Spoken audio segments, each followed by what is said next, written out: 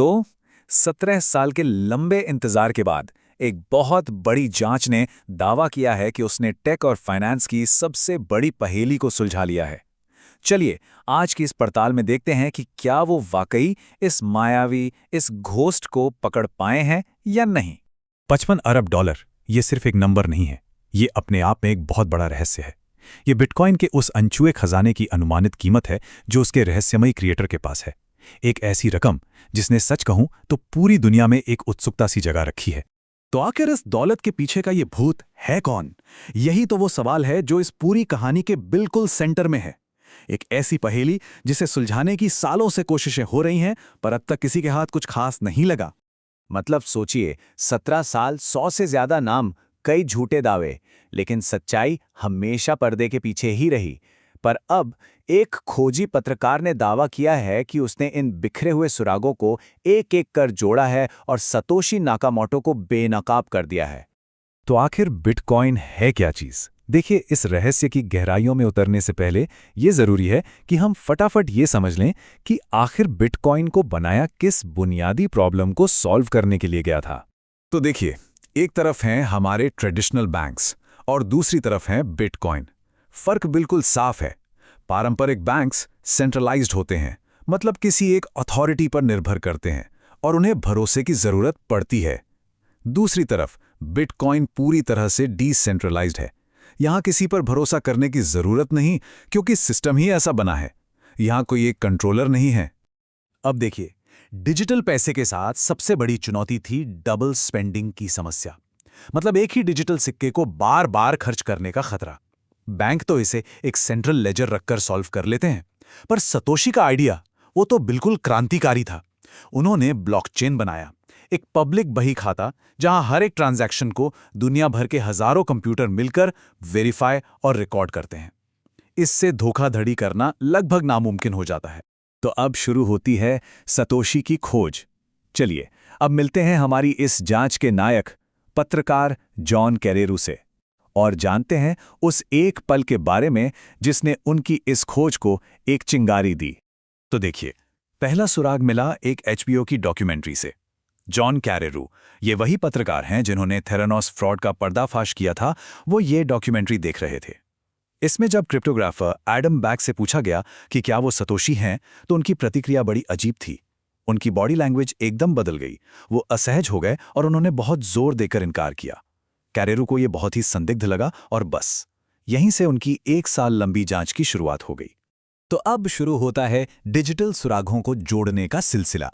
चलिए, अब उन सबूतों को देखना शुरू करते हैं जो कैरेरू ने सतोशी के खुद के लिखे हुए टेक्स्ट से एक-एक करके खोज निकाले। पहला सुराग तो बिटकॉइन के पहले ही ब्लॉक में छिपा था। सतोशी ने लंदन के द टाइम्स अखबार की ये हेडलाइन उसमें डाल दी थी, चांसलर बैंकों के लिए दूसरे बेलआउट की कगार पर। यह सिर्फ एक हेडलाइन नहीं थी, ये उनके ब्रिटिश होने का एक इशारा था और साथ ही 2008 के फाइनेंशियल क्राइसिस के दौरान डूब रहे बैंकिंग सिस्टम पर एक सीधी टिप्पणी भी थी।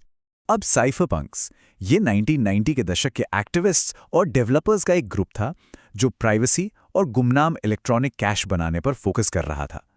सतोशी ने अपना बिटकॉइन व्हाइट पेपर इसी साइफरपंक मेलिंग लिस्ट पर लॉन्च किया था। इससे एक बात तो साफ हो गई कि वो इसी कम्युनिटी का हिस्सा थे जिसने शक का दायरा बहुत ही छोटा कर दिया। और ये शायद सबसे मजबूत भाषाई सबूत है।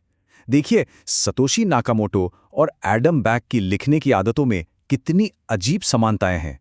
दोनों पीरियड के बाद डबल स्पेस देते हैं, दोनों इट्स और इट्स में एक जैसी गलती करते हैं, और स्पेलिंग में भी कभी ब्रिटिश चेक लिखते हैं तो कभी अमेरिकन चेक। ये सब महज एक संयोग से तो कहीं ज्यादा लगता है। अब जरा इस टाइमलाइन पर गौर कीजिए, ये बहुत कुछ कहती है। 1997 में एडम बैक ने हैश कैश बनाया, जो कि बिटकॉइन का एक कोर कॉन्सेप्ट है। फिर 2008 में Satoshi Nakamoto bitcoin white paper लेकर आते हैं, और जिस दौरान यानी 2008 से 2011 तक सतोशी एक्टिव थे, उस पूरे समय एडम बैक बिटकॉइन पर पब्लिकली बिल्कुल चुप थे। और जैसी अप्रैल 2011 में सतोशी गायब होते हैं, ठीक उसके कुछ ही हफ्तों बाद जून 2011 में एडम बैक वापस आकर बिटकॉइन पर अपनी पहली पब्लिक टिप्पणी करते हैं। ये टाइमिंग काफी कुछ इशारा करती है। अब जांच को और पुख्ता करने के लिए कैरेरू की टीम ने एक बहुत बड़ा डेटाबेस बनाया। इसमें साइफरपंक आर्काइव से 34,000 से ज्यादा संभावित लेखकों के टेक्स्ट शामिल थे। अब काम था इन हजारों नामों को एक एक करके छानने का। और ये है वो कमाल की फिल्टरिंग प्रक्रिया। टीम ने सतोशी के लिखने की अनोखी आदतों के आधार पर फिल्टर लगाना शुरू किया। पहले ब्रिटिश स्पेलिंग के लिए फिल्टर किया तो 434 नाम बचे, फिर डबल स्पेसिंग के लिए तो 562, फिर इट्स और इट्स की गलतियों के लिए तो 114, और आखिर में खास हाइफेनेशन की गलतियों के लिए फिल्टर करने पर सिर्फ 8 नाम बचे। और फिर आया फाइनल फिल्टर। जब सतोशी के लिखने की इन सारी अजीब आदतों को, इन सारे भाषाई पैटर्न को एक साथ लागू किया गया, तो डेटाबेस में हजारों नामों में से सिर्फ एक नाम बचा, एडम बैक। वो एक ही नाम था जो हर एक फिल्टर पर खरा उतरा। हर भाषाई सुराग, हर तकनीकी समानता, हर टाइमलाइन का संयोग, सब कुछ इसी एक व्यक्ति की ओर इशारा कर रहा था। अब कहानी अपने चरम पर पहुंचती है। अब होता है अंतिम आमना सामना, पत्रकार और संदिग्ध के बीच एक सीधी मुलाकात। तो जनवरी 2026 में जॉन कैरेरू अल सल्वाडोर पहुंचे ताकि वो एडम बैक को ये सारे सबूत व्यक्तिगत रूप से दिखा सकें। ये मीटिंग करीब 2 घंटे चली। कैरेरू ने एक एक कर सारे सबूत पेश किए। बैक ने हर बात से इनकार तो किया, लेकिन कहा जाता है कि इस दौरान उनका रवैया काफी असहज था। उस मीटिंग के सबसे अहम पल पर आने से पहले आइए संतोषी के एक बहुत मशहूर कोट को याद कर लेते हैं। उन्होंने कहा था, मैं शब्दों से बेहतर कोड के साथ हूं। और ये था वो बड़ा पल जब कैरेरू ने एडम बैक को सतोशी का ये कोट याद दिलाया तो बैक ने कथित तौर पर एक चूक कर दी। उन्होंने कहा, मैंने तो बहुत बात की है। ऐसा लगा जैसे वो खुद को सतोशी मानकर ही जवाब दे रहे हों। ये एक ऐसी चूक थी जिससे वो बाद में मुकर गए, लेकिन उस एक पल के लिए ऐसा लगा जैसे उनका नकाब उतर गया हो। और उनका जो अंतिम इनकार था वो भी बड़ा अजीब था। उन्होंने कहा, स्पष्ट रूप से मैं सतोशी नहीं हूं, ये मेरी स्थिति है।